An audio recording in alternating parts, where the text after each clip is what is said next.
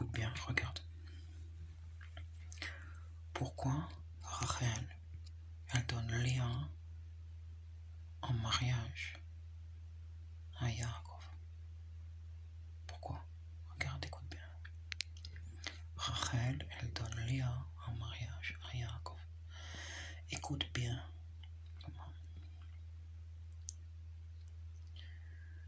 Parce que dans Yaakov, il y a toutes les lettres de l'exil. Tu comprends? Écoute. Il fallait que l'exil soit né sur un tabou. Tu comprends? Alors en fait, c'est soit que Léa, elle a été sautée par Esav, soit que Léa, elle a été sautée par Yaakov en premier. Tu comprends? Il y a encore une troisième hypothèse, c'est que Esav il baisait avec les deux par derrière. Ça va s'étudier plus tard. Mais ça, c'est la troisième hypothèse. Faut réfléchir quand est-ce que ça s'est arrivé. Faut bien étudier chaque détail. Bon, écoute. La première hypothèse est la plus valable. C'est que Léa a été baisée par Esav avant le mariage. Et comme Yaakov a chopé le testament, alors sa sœur a pensé, Rachel, je te donne Yaakov comme il est riche. Ensuite, tu me donneras ta chance. Tu me donneras la chance, t'as compris? Maintenant, écoute bien.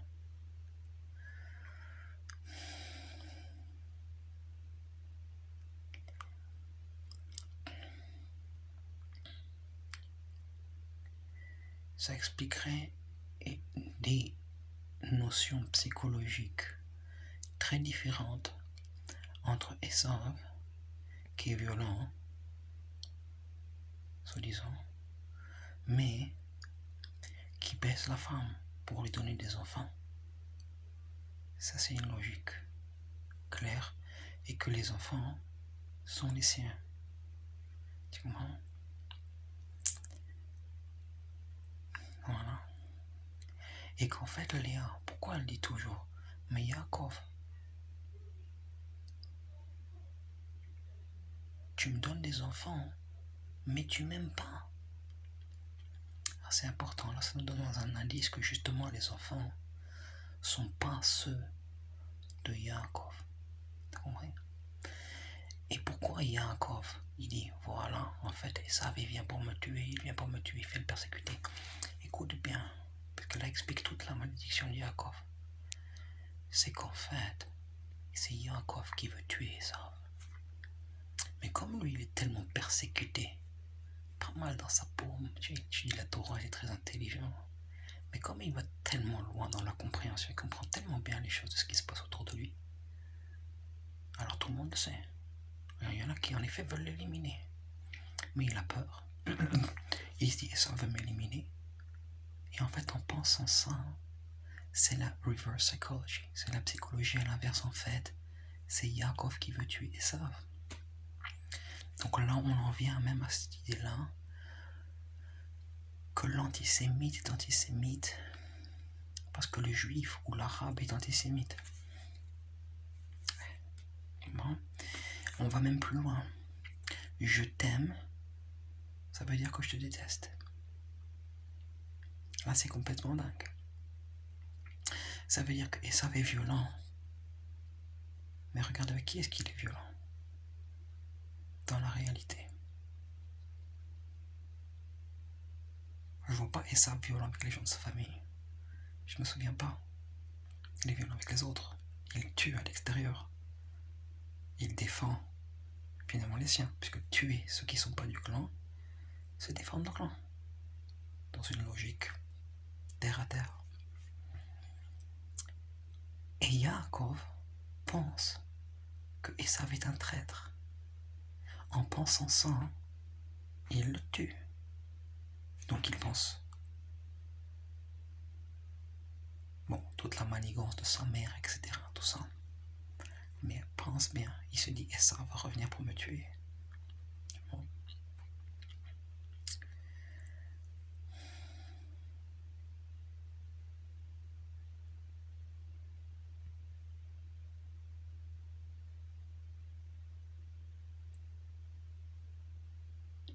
Mais en fait, en pensant ça, c'est parce que c'est lui qui veut le tuer. C'est là le pire. C'est quand on se rend compte soi-même que quand on a des idées que les autres veulent nous tuer,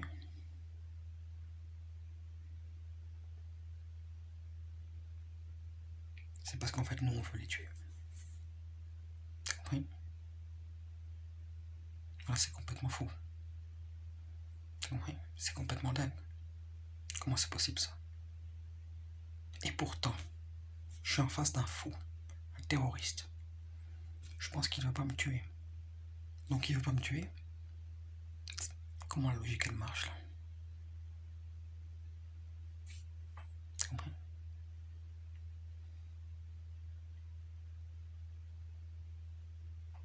Et pourtant, il y a du vrai là-dedans. Donc comment ces deux façons de penser, c'est psychologique, c'est plus que penser. C'est psychologique, comment ça se joue, hein? Parce qu'on cherche la vérité. Donc là c'est le lien entre les deux choses. Tu veux me tuer, donc j'ai peur. Donc je suis la victime. Donc c'est toi le tueur, tu veux me tuer. Comment c'est possible que tu veux me tuer en fait, et je suis victime parce qu'en fait moi je veux te tuer? Comment c'est possible ça? Ça c'est comment c'est possible? C'est une vraiment grande question philosophique qui est lancée en l'air. Deuxième question.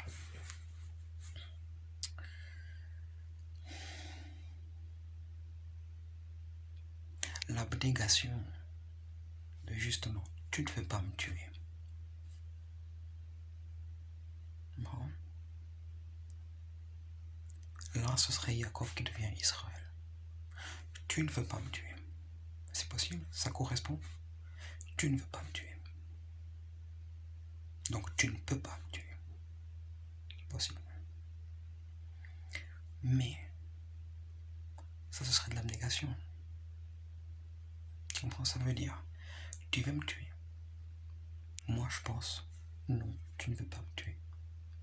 L'abnégation de penser que tu ne veux pas me tuer tuerait l'idée que tu veux me tuer. Mais ça, c'est pas vraiment catholique. C'est pas du tout du judaïsme. Ah, c'est intéressant. Et pourtant, ça, ce serait pas Yaakov. Ça, ce serait Esav. Eh oui, c'est logique. Bon. Donc Esav, il tue à l'extérieur. La femme, il la prend, il la chope, il la baise. Il la baise pourquoi? Il lui donne des enfants. Donc les 10 enfants sont les enfants de Esav. Maintenant, écoute bien. Yosef, c'est le fils préféré de Yaakov. Si c'est le fils préféré de Yaakov. Bon.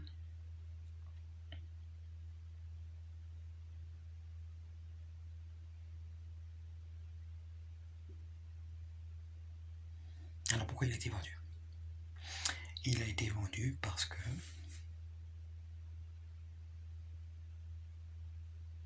Yitzhak préférait Esav. Donc là, ça impose peut-être une certaine légitimité, parce que Esav était le fils légitime, parce que Yaakov n'est pas le fils légitime. Là, faut penser, il faut réfléchir. Si c'est le cas, même Esav est le fils préféré. Maintenant, pour se venger, est-ce que Yitzhak en est conscient? Yitzhak en est conscient, mais il est lâche. Pourtant, sa lâcheté sur Yaakov est une force qui défend Esav. Donc là, c'est complètement dingue, parce que par rapport à Esav, sa lâcheté est un courage, d'accord, face à Esav, et face à Yaakov, donc Yosef, parce qu'il vend Yosef, d'accord, en Égypte. À ce moment-là, il est au courant.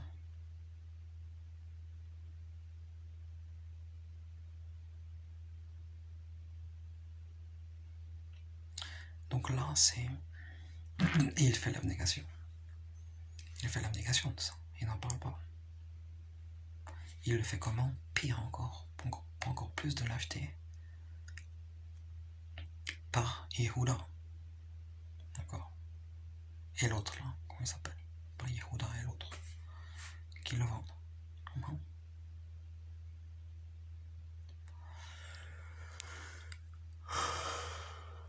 C'est pas possible que deux frères vendent le petit frère. C'est pas possible. Comme ça. Toi t'es plus beau, toi t'es plus beau, toi t'es plus beau. Mais qui est beau? Esav est plus beau? Ou Yaakov est plus beau? Hein? Ça explique beaucoup de choses.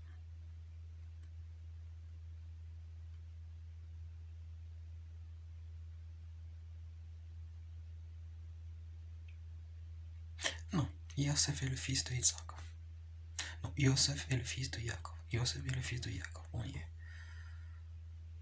Donc,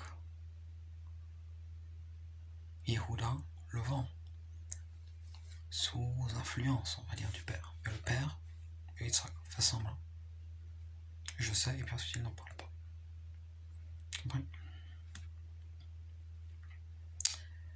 Donc le Yaakovite, hein, le fils de Yaakov, non? Joseph, non? C'est fort.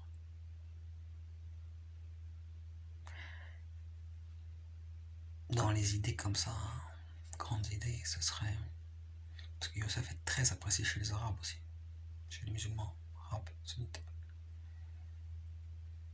Donc ce serait toute la tradition séfarade, pas que. Mais ça explique beaucoup de choses. Et ça serait donc beaucoup plus en approche par rapport à l'Europe. Et je te prends, je te baise pour les enfants, c'est tout. Ça serait beaucoup plus une approche catholique en effet, canonienne. Ça explique beaucoup de choses. Est-ce que ça est canonien?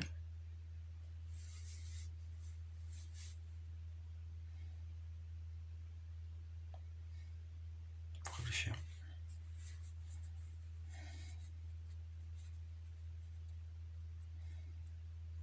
Donc maintenant, il y a une partie de l'histoire qui est parfaite.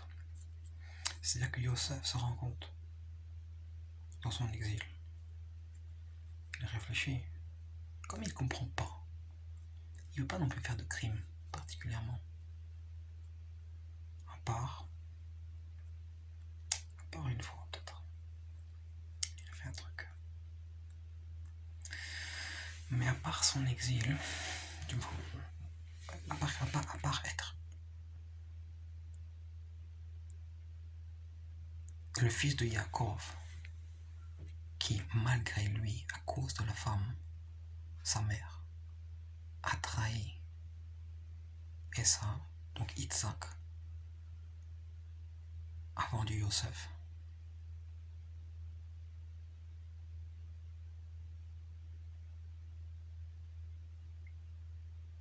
Yosef n'a pas fait de mal, il n'est responsable de rien, donc il est responsable à la naissance. Ça voudrait dire quoi? Péché originel.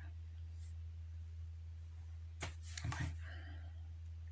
Victime du péché originel. Faut lire.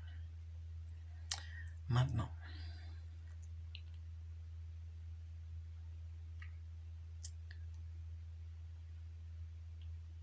et oui, mais ça c'est pas dans le judaïsme ça. Le péché originel c'est de la connerie. Et ça, c'est encore un truc qui était bien repêché par le catholicisme. Mais si les enfants de Léa sont tous les enfants des Sardes, pourquoi le péché originel? Parce que ce ne sont pas les enfants légitimes. Justement. Et oui. Donc Léa aurait été enceinte avant le mariage.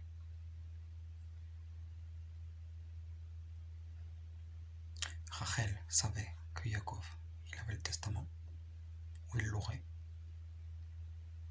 Et donc elle a dit, tu vas te marier avec lui. Peut-être même l'idée aussi, comme vous n'êtes pas marié mais tu es enceinte, c'est plus rapide pour toi, c'est mieux comme ça. Et peut-être même que Lavan était au courant. Ça serait le pire de tout là-dedans. C'est possible. C'est possible que Lavan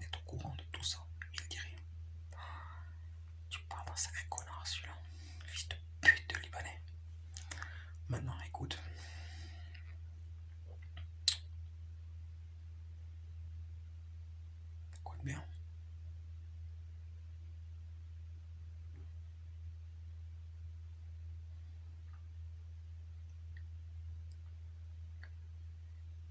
Rachel, qu'est-ce qu'elle dit toujours? Tu m'aimes, mais tu me donnes pas d'enfant. Pourquoi? Ah, c'est compliqué. En fait, parce qu'en fait, Yaakov, il baise à côté. Il baise avec les servantes. T'as compris? Les servantes, ça doit être des cousines, des trucs comme ça. Faut étudier. Ouais. Mais c'est pas qu'elle est infertile. Maintenant, dans Rachel, il y a des lettres très particulières qui font que c'est très très dur pour elle d'avoir des enfants. Mais on n'explique pas que les choses par les lettres.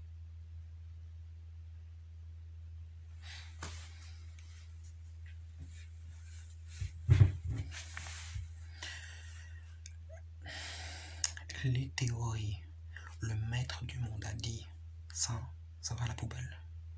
On essaye quand même d'arriver à un point de vue concret des choses.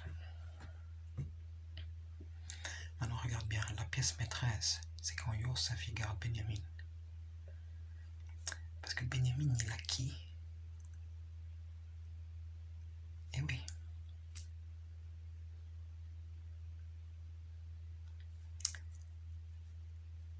Eh oui.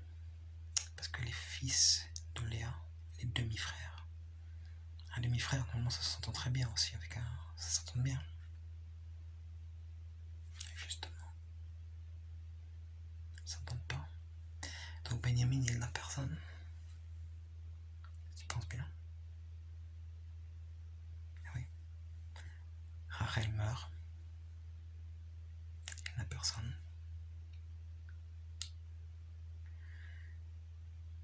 Conscient ou pas, ça c'est la folie. Benjamin est le... Est-ce que Benjamin est pervers? Moi, je suis persuadé que c'est le moins pervers de tous. Complètement le... Encore. Genre, le belge, tu vois. Oh, moi, je suis là. Salut les gars. Tiens, comme ça. Tiens. Tiens. L'observateur. Qu'est-ce qui se passe? Responsable de rien, en fait. Pas sa faute. Parce qu'en fait, Benjamin, quand Yosef comprend que Benjamin est très attaché de Yitzhak, alors pourquoi Yitzhak est très attaché à Benjamin, qui présupposément est du même gène que Yaakov et Rachel, donc Yosef, c'est son frère. Donc pourquoi il est très attaché à Benjamin? Il le voit Yosef. Là, on arrive à la question suprême. C'est qu'en fait, Benjamin est le fils de Yitzhak. C'est comment? Et quand Yosef, il comprend que Yitzhak est plus attaché à Benjamin parce que c'est son fils, qu'il a trahi Yitzhak, son fils, le père de Yosef. Alors il dit, je vais me venger de Yitzhak en gardant Benjamin. Et j'attends que eux, ils viennent vers moi pour venir le récupérer. Ils vont essayer de me singer, mais ils ne vont pas y arriver. Parce qu'en ayant Benjamin, il a la force. Mais Benjamin, il a qui? C'est là que Joseph était extrêmement fort. C'est qu'il a compris que Benjamin, il a fallu que toutes ces années, il réfléchisse qui est qui? Qui est qui? Qui est qui? Qui est qui? Qui est qui? Il a fallu qu'il comprenne que Benjamin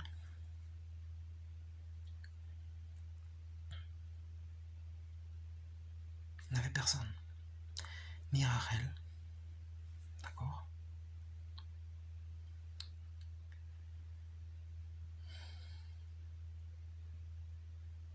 Ni Yaakov, puisque c'est pas son père, d'accord? sais même pas comment ça s'appelle ça. C'est marrant. Mais oui, parce que Yaakov en fait c'est ça. Oh, c'est complètement dingue. Yaakov c'est son demi-frère. Et oui.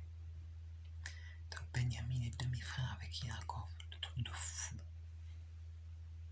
Benjamin est demi-frère avec Yaakov.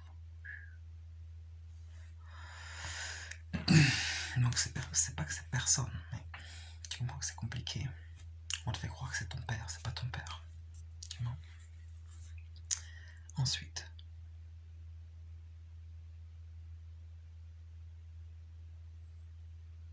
il dit Yitzhak. Mais Yitzhak il me fait ça. Il me fait croire qu'il est papy. D'accord? Tu vois? Mais je sais ce qu'il comprend. Yitzhak, il me fait croire que je suis. Tout le monde me prend pour un con. Mais tout le monde est plus ou moins délicat avec moi. Il me fait croire qu'il est papy, pourtant il m'aime énormément. C'est compliqué. Donc écoute. Yosef, c'est le seul qui est véridique par rapport à lui. Parce qu'en fait, Benjamin est une victime. Yosef est une victime. Ils sont tous les deux demi-frères. Finalement, c'est la seule personne qui est véritable pour lui. Donc il lui donne toute sa confiance. Et Yosef, là il est fort. Il est alpha, tu vois. Mais vraiment, c'est pas qu'il a la conscience d'être alpha. Non. C'est que Benjamin le voit comme ça. Ça c'est beau. Ça c'est beau, ça c'est beau ça. Ça c'est beau. C'est beau. Vraiment comme le grand frère. C'est vraiment un enfant qui voit le grand frère. Le petit qui voit le grand frère. Tu vois, c'est fort. C'est très fort. Et justement, par les liens en commun qui sont comme ça, oui, là ça se rapproche. Ça va qu'ils vont ensemble. Tu vois. Et donc là, c'est la pièce maîtresse. Maintenant, pourquoi Rachel a fait le gosse par derrière avec Yitzhak? Donc ça, je vais déjà répondu à la question. Mais là, je me souviens plus.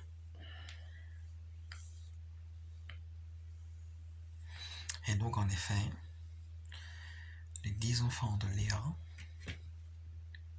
seraient en fait les enfants de Esav. Voilà, et là, ça s'explique. Donc, Yaakov, il a le pognon. Il vit la Torah toute la journée, soi-disant.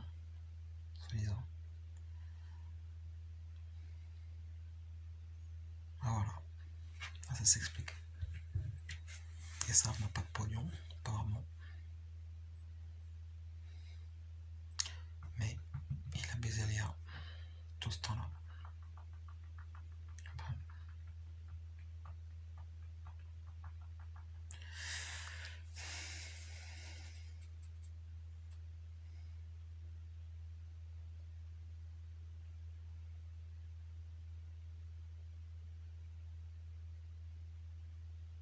Donc aimer les enfants qui ne sont pas les siens, c'est un don plus grand qu'aimer ses propres enfants.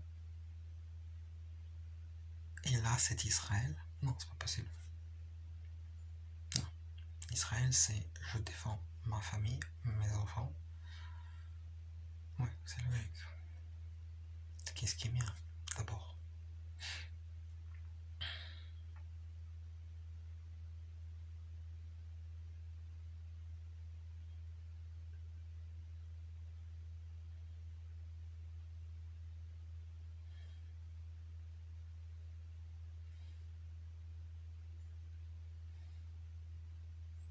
Oui, ça s'explique. Mais est-ce que Esav aurait fait ça par vengeance?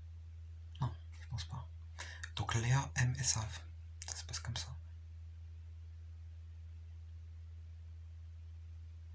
Et Yaakov fait la concession de laisser finalement Léa en maîtresse à Esav. Ce serait pour des convenances. Pour des convenances. Pas que le mariage. Léa avec Yaakov. Non, pas que.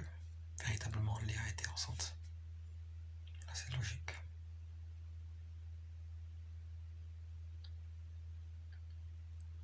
Moi, encore la troisième possibilité. Léa et Rachel couchaient ensemble avec Yaakov.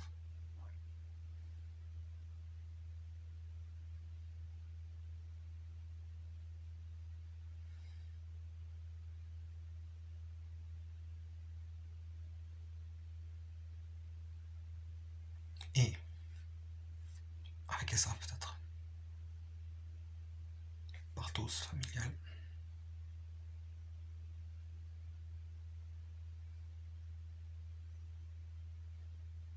Esav n'est pas un PD. Yaakov n'est pas un PD. Mais Rachel est amoureuse de Yaakov.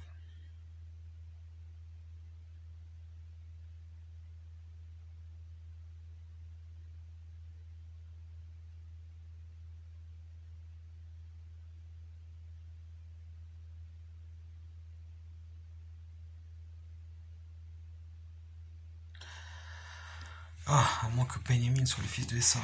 Là, c'est encore une autre possibilité. Là, je n'ai pas encore étudié cette hypothèse-là. Non, je pense pas. Pour l'instant, je pense pas ça. À moins que Esav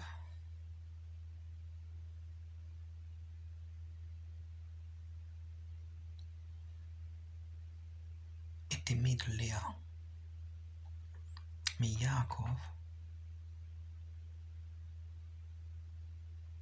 il aime Léa, en fait.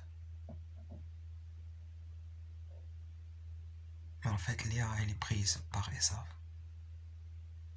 Et ça, il le sait. Rachel est amoureuse de Yaakov.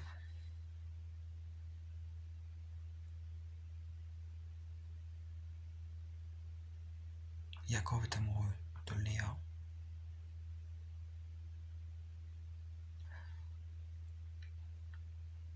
Et Rachel dit, malgré que Léa est enfantée 10 fois par Esav, je donne Léa à Yaakov. Comme ça, il va me pardonner et il va m'aimer.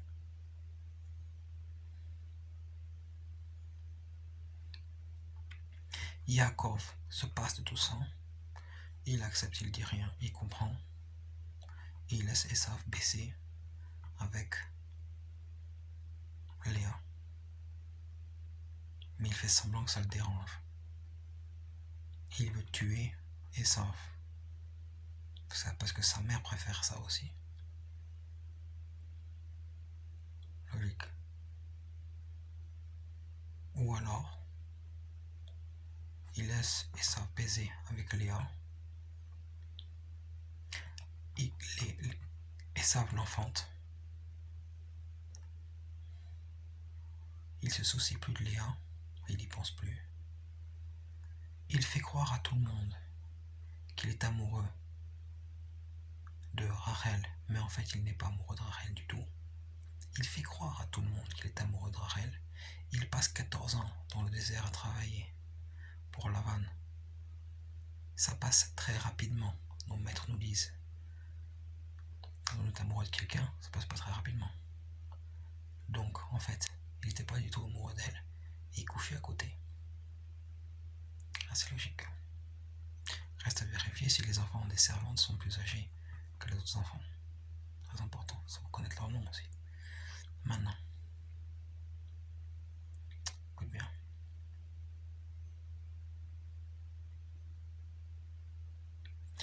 Esav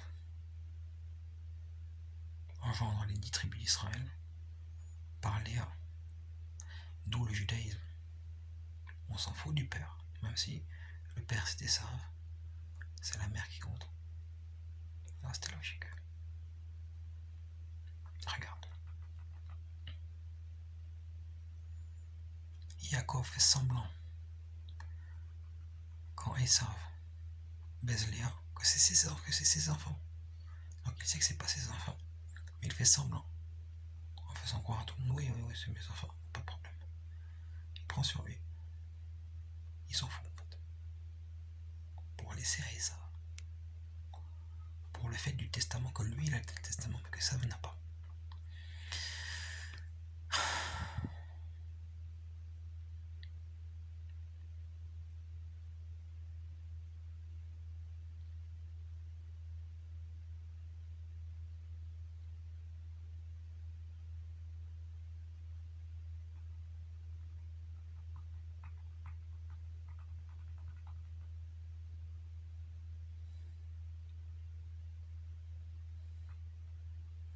Il donne 10 ans, enfin, il fait semblant de donner 10 enfants donc à Léa.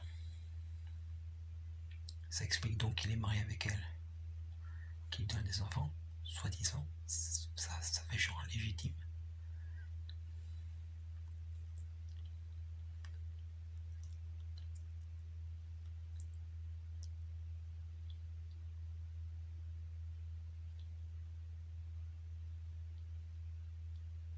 Et il dit qu'il aime Rachel pour mettre une accusation sur Rachel.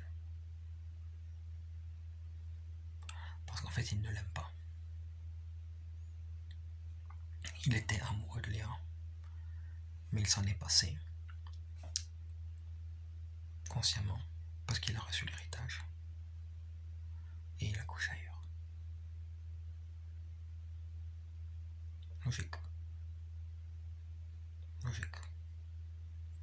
Les servantes sont-elles juives? Ma question. Ça ferait Yaakov l'exilé, puisque les enfants seraient illégitimes, à part Yosef.